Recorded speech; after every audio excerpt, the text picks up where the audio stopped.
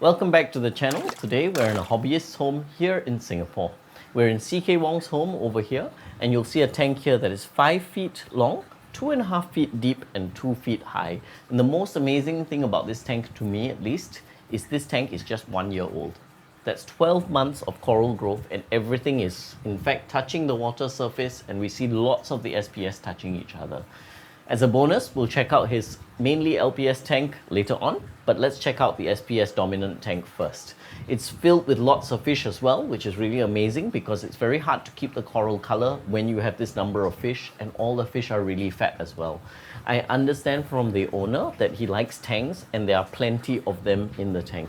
So as well as the basic tanks like the sailfin and the yellow tanks that you see over here, you do see some really special ones like the Achilles tank that's constantly swimming against the current, as well as the black long-nosed tank that you see over here.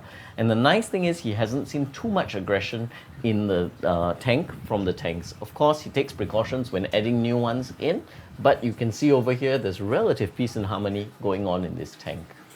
Another interesting thing, of course, are the corals, and there's plenty of SPS corals in this tank.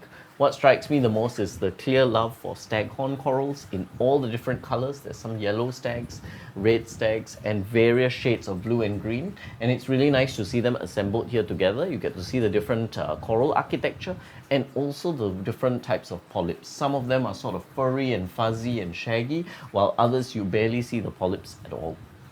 Another nice thing that he has in the tank is one of my favorite SPS corals, which is the strawberry shortcake.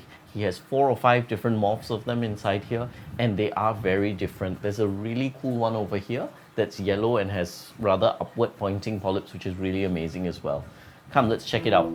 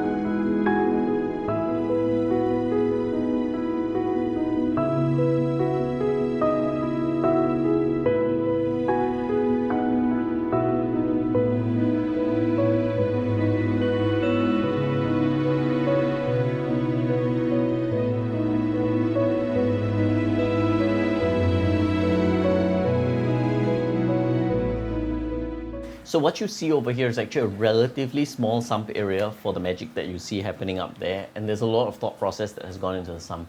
It's completely customized, of course, and custom built, and there's actually been some DIY from the owner as well. So of course there's a filter sock which goes into the skimmer. What really impressed me is the refugium over here growing lots of chaeto. It's just nice to see this ball of an afro of chaeto that's just rolling around. But the top of water is actually supplied through this DIY calc water mixer. So the calc water actually doses in there, maintaining the levels of calcium. In addition to this, there's an alkatronic and dosatronic system which helps dose the various supplements and minerals into the water. In addition to this, I understand that the owner does 25-liter water changes every other day, so every second day. And I think that that's keeping everything looking as good as it is, which is pretty amazing considering how fat some of the fish are up there. So this smaller sub tank is linked up to the same sump and filtration system. It started out as a frag tank, really nice dimensions, 2.5 feet deep, 1.5 high, 1.5 wide. But because the main tank had a little bit too much flow for the LPS corals, including the acanthophilas that you see over here, they were moved into here and they are thriving here. You look at this orange one here, it's like a slab of steak. You understand why they are called meat corals now. And inside here, there's a few other things as well. There's really healthy Duncans in the back. There's a Japanese long tentacled green leather, which sometimes hosts the clownfish. A bunch of interesting zoas, and of course, the very fashionable now bounce mushrooms with the inflated bubble-like things over there. some really interesting things inside a relatively small space. And if you look really closely, you'll actually see some Christmas tree worms. The hobbyist has shared that these have been around for about 2 years, which means they're actually doing quite well. And I understand he feeds all of these with a powdered food, which probably is what's keeping the Christmas tree worms alive. And they're really cute inside here. They were originally in the main tank, but I guess they were a little bit too tempting for some other fish. So rather precariously looking up over here, there's a tank of salt water, which is what is used for the every other day 25-litre water changes, which makes it really convenient. It goes straight into the tanks. I think that's a really smart invention. And you see the glasses over here. When you wear these, the corals look totally different. So here we can see the food timer that's used to feed the pellets, but of course there's lots of other things that go to the fish as well, lots of mysis, and of course you'll see as well some seaweed being fed to the fish. On top you'll be able to check out the lights, so I understand there's a mix of Wyatts and of Orphex. I hope you enjoyed this tank tour. It's really nice being able to come into a hobbyist's home and check out the amazing tank that you see over here.